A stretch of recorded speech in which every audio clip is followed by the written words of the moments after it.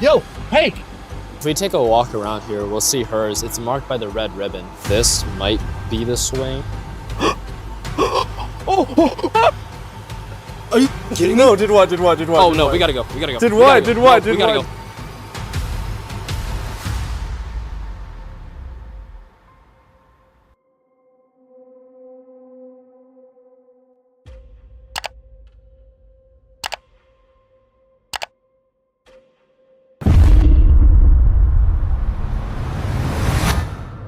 On February 25th, 2022, Tara from Tara Treks looked back on her miles along the Appalachian Trail, where shelters meant to offer safety often carried a different weight. Her channel usually celebrates through hiking and the rhythm of long journeys, yet tonight she revisited the moments when those wooden walls felt uncertain, and trusting them became far more complicated. Today, I'm going to be telling you guys why you should not be sleeping in shelters on the Appalachian Trail. I'm not here to bash anyone for choosing to stay in a shelter, and I do recognize there are a lot of benefits to actually staying in one. A shelter offers a quick setup and breakdown of sleeping materials, so that means more time on trail and less time at camp. A safe haven from the elements that can include lightning, downpours, really intense wind, or falling trees and branches. One of the top benefits, in my opinion, is that you meet people a lot easier. Every structure is built differently in a different area of the trail with different people who maintain it. I do believe the cons of staying in a shelter heavily outweigh the pros. I'm going to separate the reasons into two categories. We're going to have people, and we're going to have animals or other living things. Walking up to a shelter, you never really know who's going to be staying in it or who's going to come up a little later. If you are a thru hiker, you do have a good idea based on who is hiking around you. Weekend warriors, Boy Scout groups, section hikers, or guys who are a little down on their luck. This means you will be sleeping among strangers, and in my opinion,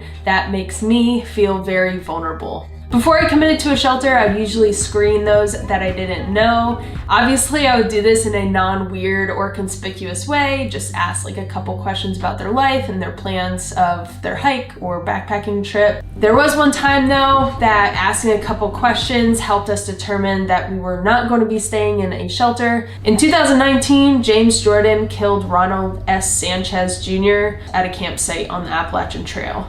Around 2 weeks prior to that incident, we did meet James Jordan at a shelter.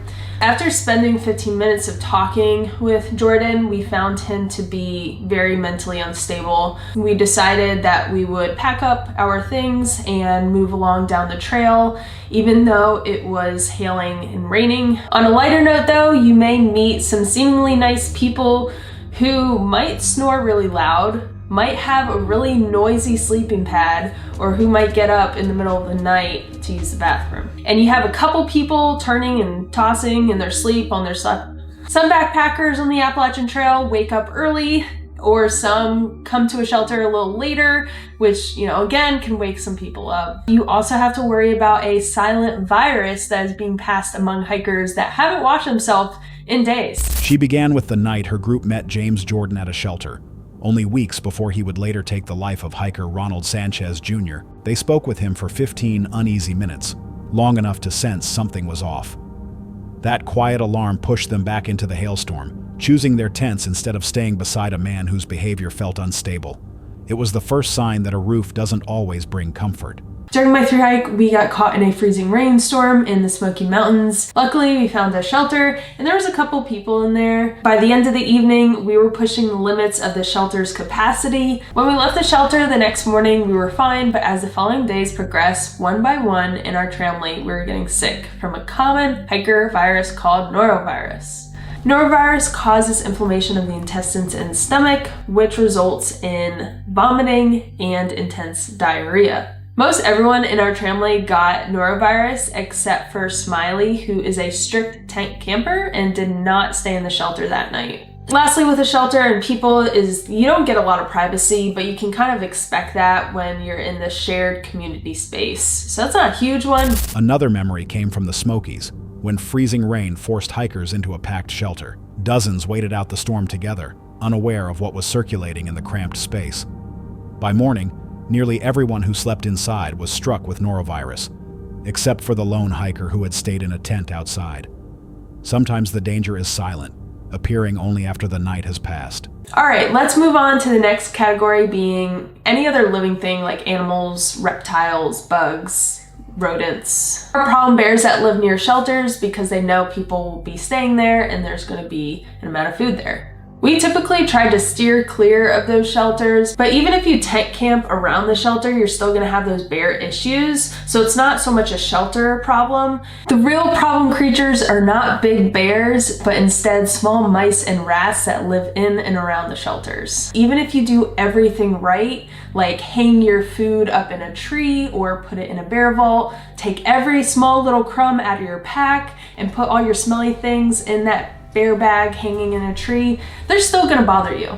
One time during a section hike, a mother mouse and her babies decided my friend's bag, which was hanging, decided that would be a great nesting place for her and her babies. I once heard this horror story. A hiker was about to go to bed, so they put on chapstick, woke up, and a mouse was chewing on her lips. It's so gross. Mice and rats also carry a lot of diseases, and their poop can dry up, becoming dust. That's a really easy way for viruses or diseases to spread in the air. Snakes, spiders, and bugs were a minor issue in shelters. Then came the nights shaped by wildlife. At Old Orchard, a bear circled for hours, despite food being stored properly. Mice chewed through packs, nested in suspended bags, and seemed to rule the shelters after dark. She recalled hearing of a hiker who applied lip balm only to wake with mice drawn to it. These moments built her conviction. Shelters offered convenience, but the cost often felt too high. Crowded shelters blend unpredictable people, illness, and wildlife, creating risks that comfort and convenience can't fully outweigh. When the trail grows quiet at night, would you trust a shelter's walls or your own instincts to keep you safe? Hold on a sec. If you're enjoying this so far, make sure to hit that subscribe button. Let's continue.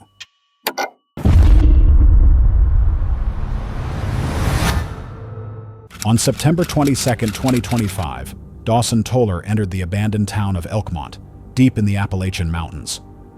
His YouTube channel documents real paranormal investigations, approached with calm precision rather than theatrics. Joined by Michael, he revisited the cemetery, the cabins, and the fragments of history left behind after the town was emptied decades ago. Nothing unusual had happened yet, but both of them sensed the kind of stillness that often precedes something they can't prepare for. So inside of this cemetery is Levi Trentham himself. Levi Trentham was known as a prophet, and in Elkmont itself, one of the buildings was his cabin, which I find that super interesting. So we're coming up to his grave to leave a couple offerings. That way tonight, potentially, he will want to have a conversation with us. So right here is Levi Trentham's grave. We're supposed to leave nails on his grave as a sign of respect, to hope that he will communicate with us tonight. So I'll leave it right here. So Levi, if you would be willing, tonight we're coming back up here and we're gonna try to communicate with you. We would love to hear your story. We'd love to hear a prophecy that you have. We appreciate your time and you allowing us to be here tonight. They began at the cemetery, where Dawson walked to the grave of Levi Trentham, a man once regarded as the town's quiet visionary. He placed nails and screws on the stone, a gesture meant to acknowledge Levi and invite his presence later in the night. Dawson spoke a simple request, asking him to return to the cabin they would soon visit. It was a small act, almost gentle, yet something in the air hinted that the night wouldn't stay gentle for long. For this investigation, we're gonna run the Ovilus. We'll set up a REM pod right here on the fireplace, might be a good spot for it. So that right there is calibration. So we got the Ovilus running, we're gonna throw it in dictionary mode. Levi, if you're here in front of your doorway, I have a music box. All you have to do is step in front of it and it'll go off indicating that you're here. Here on top of your fireplace, I have a REM pod. And if you walk up to it, this little black wire, and you touch it, it'll flash blue. Levi, if you're here, could you give us a knock or some sort of indication that you're here?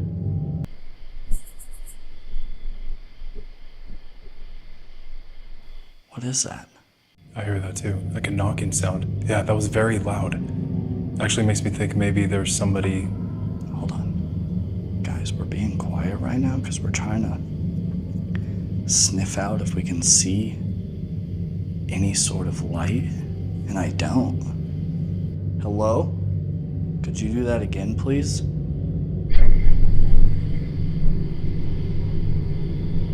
If that is you, please speak to us.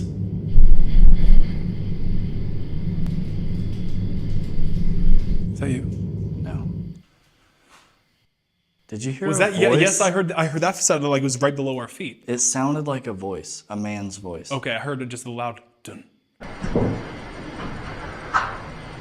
Did you hear? Was that? Yeah, yes, I heard that sounded like it was right below our feet. Did you hear? Was that? Yeah, yes. Did you hear? Was that? Yeah, yes, I heard that. Levi? Stab. Good timing. Kim. What was the second one? Kim. I don't think those noises we heard, if you were speaking to us through that device, and you intentionally, Place. whoa, said place? Place. Did you mean to say stab? Lot. Lot. Stabbed a lot. Maybe. Drag. Couch. Traverse. Row. It's weird that it's starting to say a bunch of stuff now. It didn't say anything for like 5 minutes. Channeling. Already. Channeling already? It's an interesting 2 words to come out like right after the way, and are you here with us? It's like, I'm channeling already. Inside Levi's old cabin, they arranged their devices with routine familiarity. REM pod on the fireplace, music box by the doorway, the Ovilus active beside them. The first knock came just moments after Dawson asked for a sign, followed by a sound resembling a man's voice from beneath the floor. Then the Ovilus responded with words: stab, place, channeling, each arriving without emotion, yet shifting the room's atmosphere in a way neither could ignore. Their reactions stayed controlled, but something in their eyes suggested they knew the night was turning toward a place they hadn't expected. Let's head into this dollhouse. My name is Dawson. My name is Michael. We're just here to communicate. We're not here to scare you. We're not here to interrupt your playtime. Is there anything you would like to play with? Cards. After. Possibly cards after? Soldier. Soldier. Did you fight in any sort of war? Casket. Appetite. Did we encounter any sort of a casket while we were... Not a casket. I think we experienced, death masks and stuff. At the dollhouse, the device shifted again, offering a new set of phrases: cards, soldier, and Joe. Then, without warning, the tone changed. Follow. Casket. Appetite. Dawson recalled their earlier visit to a crime museum and wondered if something had attached itself to them. The words carried no explanation, yet both felt the unease settle deeper than before. They didn't say it out loud, but neither of them felt alone as the investigation drew to its quiet close. Viewers noticed how the responses aligned with Elkmont's history, raising questions about whether these messages were random or remnants of past lives. If so many sensed something unsettling in the Appalachians, what else might surface if Dawson ever returns to that abandoned town?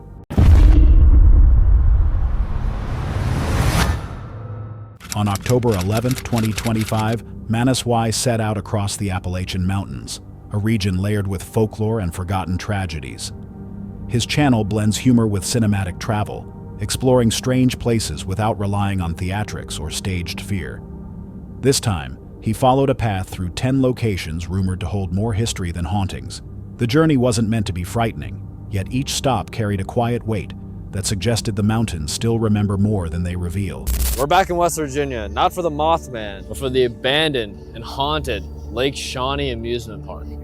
A lot of terrible things have happened here. And so all the bad things started happening specifically in the 1950s when a little girl really tragically died on the swing ride. It was kind of strange. She didn't die directly from the swings. A truck just backed into her as she was in her seat. And then a second death happened. It was a little boy who died in the lake here when his arm got stuck in a drain pipe. That's actually the second and third children's deaths in a row. Yeah, dude. But that's not it. There's actually an even darker story about this place. And it was a story scary enough for me to like kind of second guess coming here. All right, I'll tell you, come I on. actually want to know. Yeah, I got you, let's go.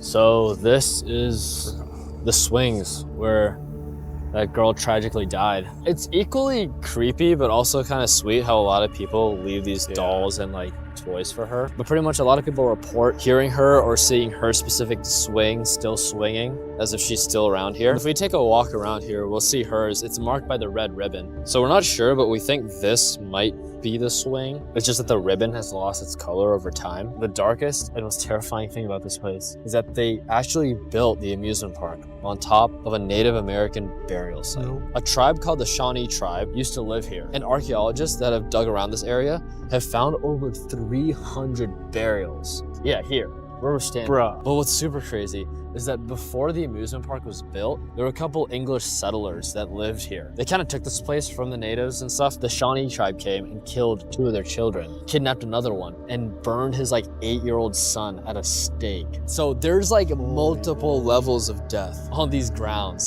At Lake Shawnee, he entered only after leaving a small offering, a custom tied to the site's long and unsettling past. He recalled the stories: a young girl struck during an accident on the swings, a boy who drowned nearby, and the discovery of hundreds of Native American graves beneath the grounds. The place held its history without theatrics, and the silence felt heavier than expected. It was the kind of quiet that follows you, even after you move on. All right, we're rolling up to the next location, which is called Poinsett Bridge, and it is terrifying. Let me give you some history about this place. Pretty much, it's one of the oldest bridges in the entire country. It was built all the way back in 1820. Poinsett Bridge. When it was being built, all the workers there caught a strange, mysterious disease. Some people think it was malaria, but the fact of the matter is a lot of people died while this thing was being built. Here's the crazy part, okay? Legend has it that one of the workers that died from the mysterious illness, his body was buried within the walls of this bridge itself, and it's still there to this day. A lot of visitors who come here at night report hearing screams, seeing figures. Some people even fall ill. The thing about this bridge is that a lot of people report strange activity when 2 things occur. Right after it rains, which you can see from the ground, it's literally still wet, and when it's midnight. Dude, come on. That was close. Hold on, give it a second. At midnight, there are reports of people seeing on this bridge a headless man. Something I forgot to mention is that sometimes people don't just hear or see a presence, but they actually feel a physical touch. Just with it, dude, these walls are so old. And somewhere buried in here oh! What just happened? You did that! Are you kidding me? No, did what? Oh no, we gotta go. We gotta go. Did We what? gotta go. I don't want to be. No, we gotta fucking go. We gotta go. My tripod leg came loose. And usually it's this short. It opened and it came out here and it touched the back of my leg. You were like wrapping your hand around my leg. No, I thought you were playing a bit because but then like the look in your eyes was actually like. When we were under the bridge, there's nothing around us that could touch me but you. Yeah, because if there was like trees or something. Yeah, if there was like trees, I'd be like, okay. Later, at Poinsett Bridge, he revisited the tales of workers who died during its construction and the rumors of a headless figure appearing in the dark. While filming, the tripod suddenly shifted and struck his leg, startling him in a moment too quick to interpret. He tried to steady himself with humor, but the incident lingered without a clear explanation. Some moments don't reveal their meaning until much later, if they reveal anything at all. It's time to hit the final location, the not just ghostly, but demonic Pope Lick Bridge. Home.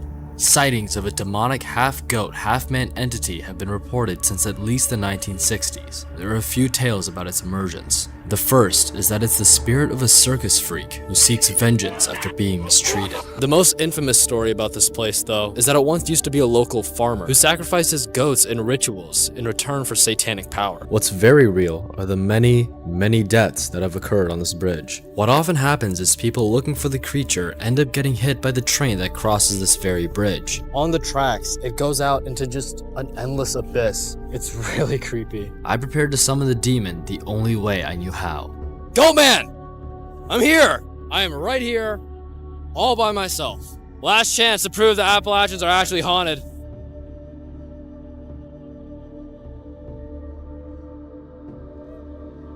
Last night, I was lucky to be safe as the train that crosses Pope Lake Bridge appears from the black of night surprisingly quick. Many people that walk across the bridge don't end up so lucky, and those that come here looking for the Goat Man do meet their end, but not from finding the demon, but from their very search for him. At Pope Lake, he went alone, standing beneath the towering trestle tied to the legend of the Goatman. He repeated the stories of people being drawn toward the tracks, though he stayed below, acknowledging the real danger of passing trains. When one roared overhead, the force of it cut through the stillness, ending the night with a reminder that not every threat is supernatural. He walked away reflecting on the beauty, the weight, and the strange allure of these mountains. Viewers noted how Appalachia's history shapes its atmosphere, suggesting the unease comes less from legends and more from what remains unspoken. If these places feel this heavy in daylight, what might they hold for anyone willing to return after darkness settles in? On May 31st, 2025, the creator behind Dead Appalachia stepped into Big Ridge State Park, following the Ghost House Trail, one of the region's most unsettling stretches of history. His channel is known for wandering deep into Appalachian lore, blending old stories with the quiet weight of forgotten places. But on this trail, the past didn't just feel preserved, it felt aware. I'm essentially going to be hiking the entirety of the Big Ridge State Park, showing you these locations: the grist mill, the ghost house, and the location of an Indian ambush site. Near the trailhead stands the Norton Grist Mill, constructed in 1825. Now this structure here is the Norton Grist Mill. Now this next part may be speculative rumor, but they say that the man who built this mill, his daughter was suspected of witchcraft, and they say the man hung his own daughter because he thought she was a witch. Here's the outside of the mill. Looks quite decrepit. I imagine this was gorgeous back in its day.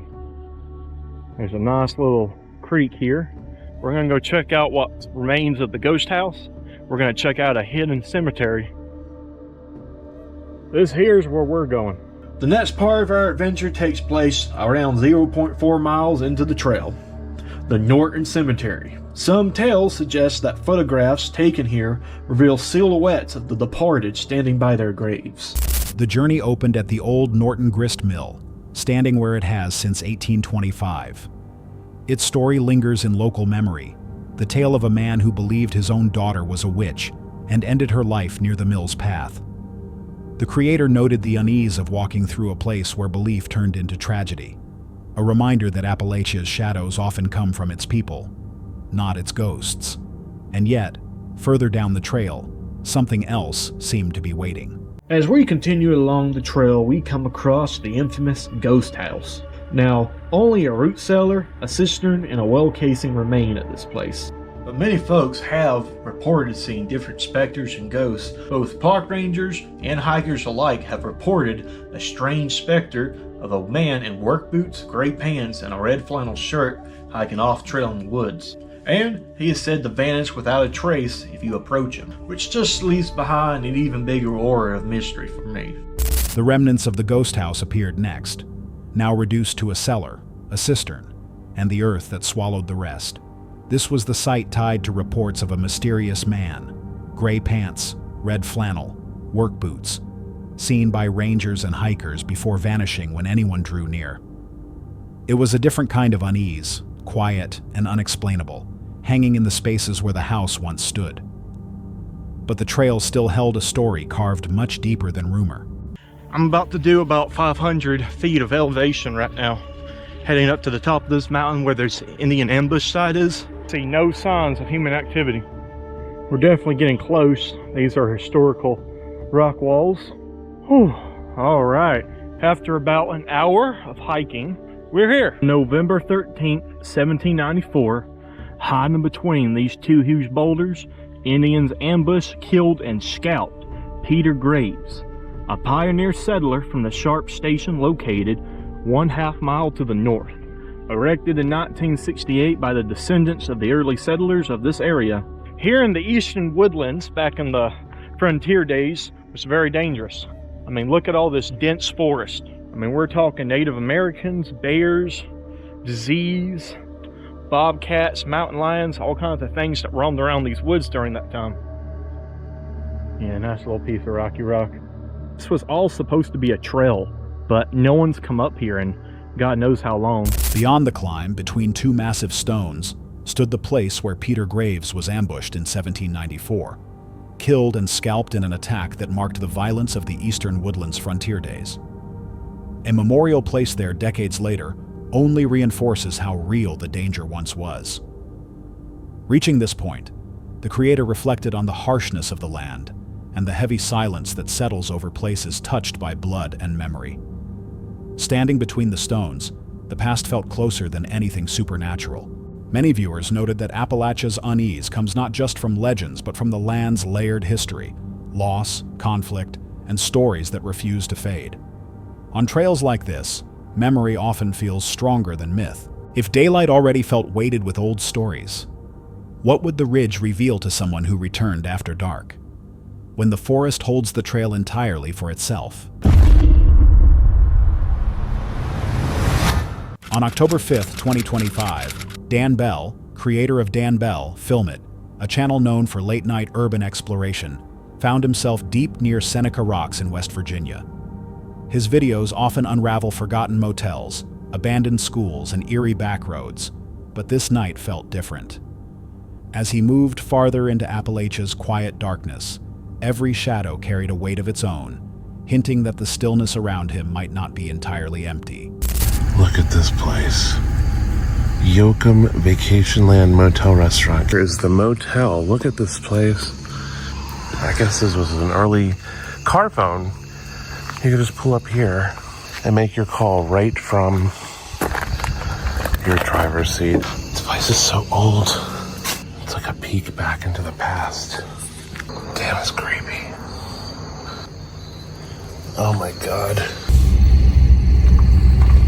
Yeah, this must have been like some elementary school or middle school or something like that. Oh my goodness.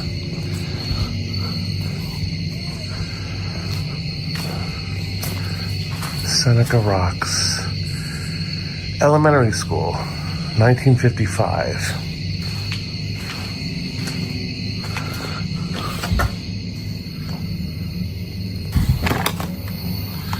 Look at this place.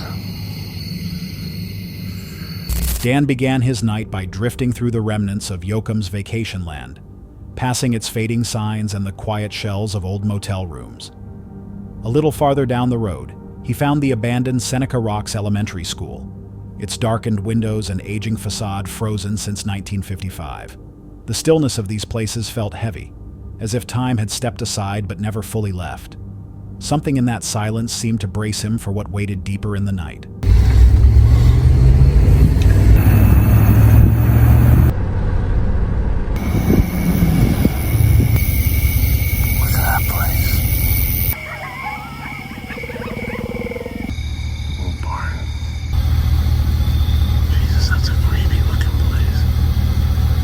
Goodness.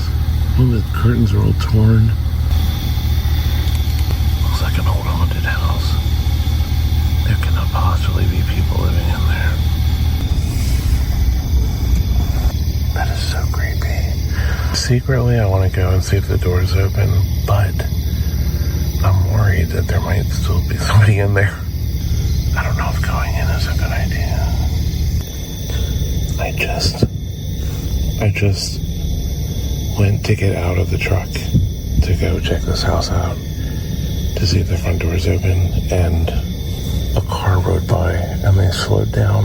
I had already turned my truck off, so the lights were off, and then I sat here for 5 minutes, not even 5 minutes, and the car had turned around and come back, and then I heard something over here. It sounded like something metal, like someone taking like a shovel and hitting it on concrete.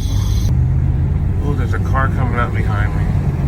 People out here don't mess around. I'm gonna just pull into this Liberty station. They'll go past. They're pulling into the Liberty station as well.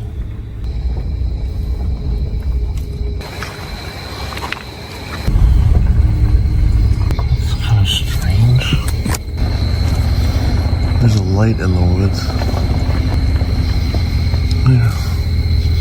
You can see it right there. Right there.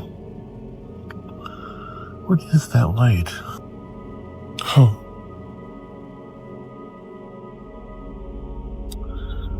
That's not a star. What the hell is that? It's not a house. Oh God, why am I on this road? This is so creepy.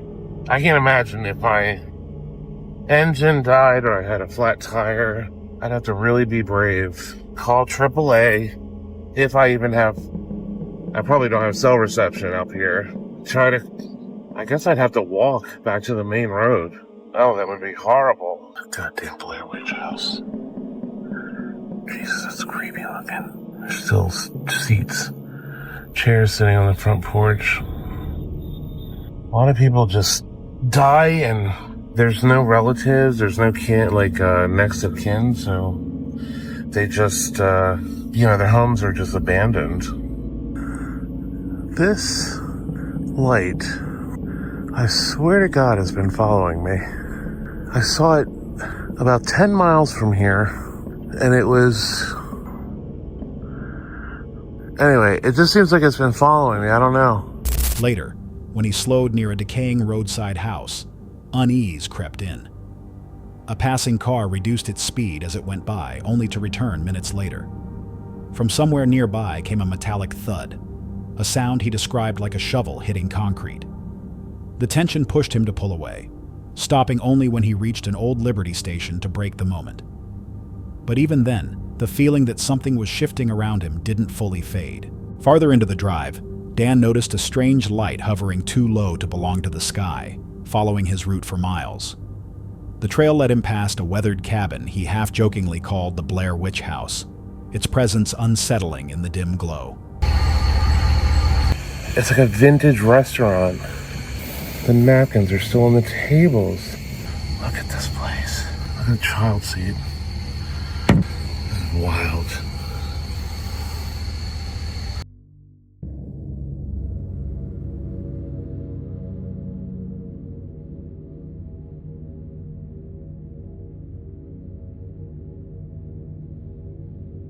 Anyone home? Looks like a shape of a human being standing back there. I think it's an alien, actually. It's an extraterrestrial waiting for me to jump the fence so it can take me up. Look at that face. Doesn't it look like an alien face? Okay, it's like moving. I'm getting out of here. Oh, you can see it, but across the street there's a light from that house. It's like a dim light, and it's a field over there. I don't know. Maybe somebody's had I tried to bring the brightness up all the way on the phone, but it's just not good enough. Later, near a fenced area, he caught sight of a shape that looked almost human, or something else entirely, before realizing it was only an illusion formed by the angle of the light. The unease lingered just long enough for him to decide he had seen enough for one night. Some viewers believe the drifting lights and uneasy moments reflect how Appalachia amplifies fear, blurring instinct and imagination. If those lights truly moved with him, what might have been standing just beyond reach, watching from the dark the whole time? On September 27th and 29th of 2023, Mo, Sargi, and Aldo pushed deep into the Appalachian Mountains near Bluefield, West Virginia. Their channel, known for survival challenges and encounters with unsettling legends, set out to investigate claims of feral people. But the deeper they went, the more the forest began answering back. We just know to be careful now because we've talked to a lot of locals. No one goes out anymore. It's been abandoned. This trail in particular that we're walking is closed down for some reason. Yo, this looks like some weird ass language, dude. What do you think it says? I don't know, but it could be like communication between like the feral people. Like, I'm just speculating here, but it could be. It also, I mean, it looks like people put their initials too. Just like how people do that for fun. But here's the thing, for the people that do talk about the feral people, they don't know how they communicate. There's no reception out here. No, there isn't. I heard that the feral people actually communicate with clicking. Yeah, clicking, whistling, type of howling, and singing from what I've heard too. They followed the closed trail toward Pinnacle Rock, passing the faded sign and noticing strange symbols carved into the trees. Mo mentioned the stories tied to these markings, wondering who or what left them behind. The woods felt unusually alert around them, and the unease only grew as they moved forward. What's wrong? Dude, what? I think we just discovered their base. Look. Do you see that? There's like a house down there. I don't know if I can catch him. I can't. You see it? I thought I seen someone. And dude, there's also this weird structure here. Usually this means this is like their headquarters. I mean, maybe they're living here. Oh, yo, there's another house down there. Do you see anyone walking? There was a weird, like, I thought I seen a weird guy over there. Dude, you might have just saw a feral person down there.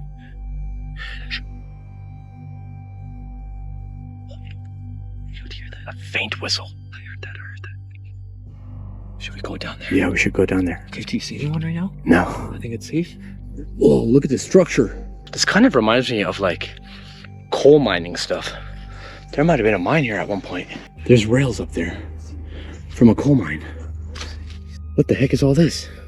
It's closed. This trail was closed for a reason, guys.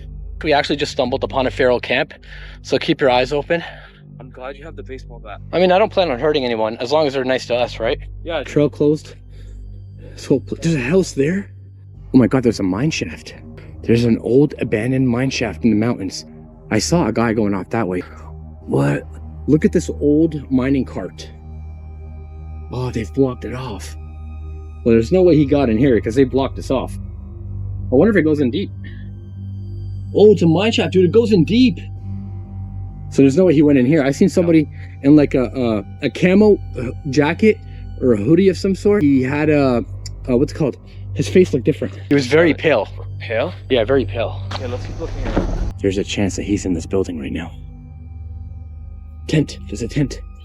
Hey, we mean you no harm. We just want to be friends. Anyone in here? Oh, it's a homemade toilet. Why would there be a homemade toilet? Because they're living around here. Deep in an abandoned trail. This might be where they come up to the trails to like rob people. Near the abandoned mining valley, Mo saw a pale-faced man dash across his vision. Soon after, they found a torn-down tent and a crude toilet structure, suggesting someone had been living out there. The feeling of being watched lingered with every step, but things escalated once they left the trail entirely. Oh, there's a little shack in the middle of the forest near the water. So I don't know how we're gonna get down. Really? Because it's a mountain drop and there's a shit. fence, so we gotta find a way. So we could probably go from here because there's a way out of the fence. Oh, sweet, okay. Yeah. Dude, we're literally climbing down a mountain right now, an entire mountain. So we decided we're gonna risk our life to give you guys some more content. By the time we make it down the mountain and down to the river, Which we don't know if that's even a guarantee, it's gonna be dark. It's gonna be quite a while. like I don't mind the darkness, but when it gets dark, the animals come out. Yeah. And also the feral people. You know the worst part is you can tumble down the mountain and this is all barbed wire that you're touching. Oh. Yeah. Oh my god, I'm losing my balance. Well, we're almost there. You hold on to trees. Woo. I'm making it look too easy for you guys. let me show you the angle that this is. This is like an 80-degree angle. Holy shit, this is a 90-degree angle at this point. Careful, careful. Oh my god, he almost died. Please be careful, hold on. Whoa. All there is train tracks. And more mountain to scale down. Okay, as you guys can see, we are almost down by the river. Whoa! Whoa! Aldo! Wait, where'd he go? Aldo! Yo, he disappeared. Aldo! Wait, actually? Aldo! Oh, hey! Oh my god, oh my god. Yo! Yo, hey. You okay? Yo, hey! Hey, yo, Aldo, wake up!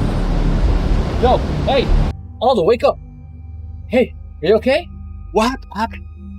Get up. Did you hit your head? Did you fall? Did you fall? Do you remember what happened? Bro, seriously, are you playing a joke on me or what? Like, are you okay? Why do you keep looking up that way? What happened? Did you slip and fall? No, something was following us. Something was following us. Yeah.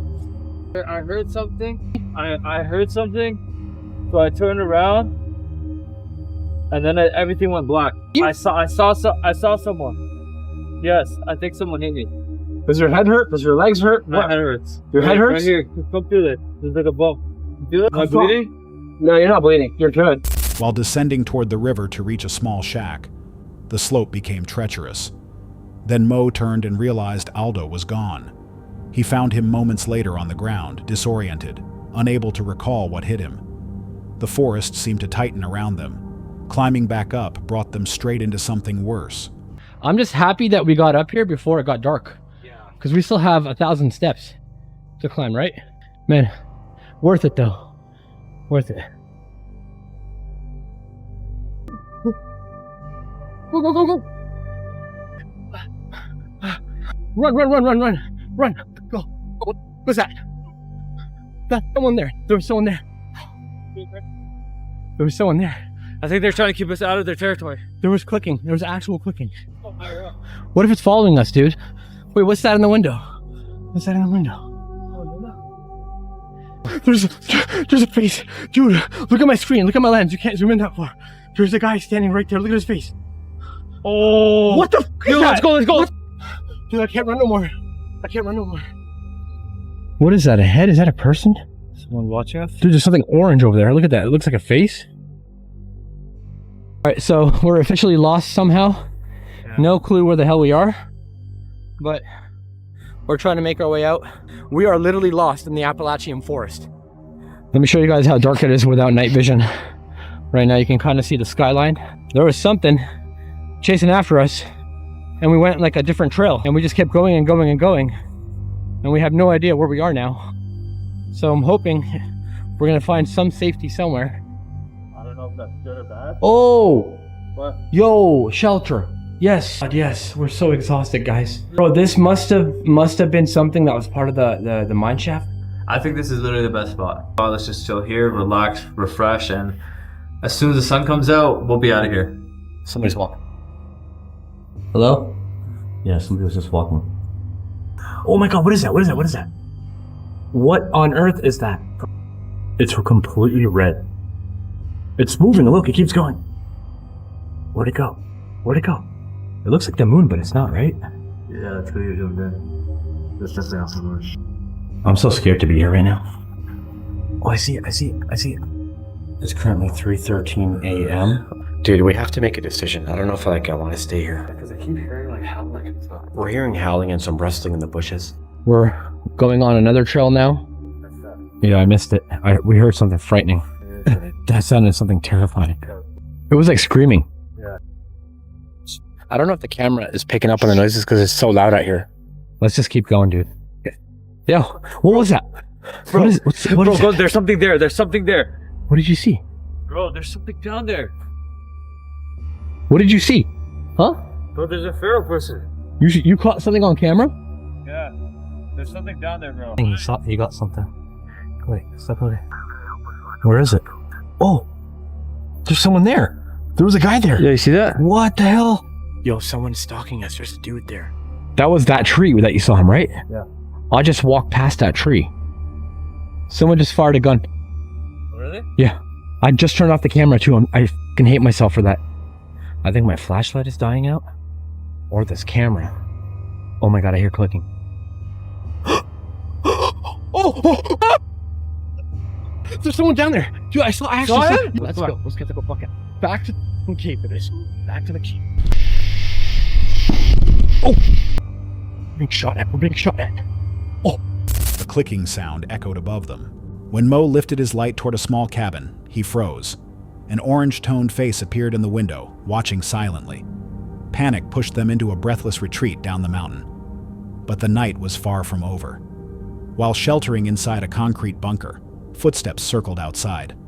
A red light drifted among the trees. Hours later, Mo spotted a figure hiding behind a tree, followed by a sudden explosive crack that jolted both of them.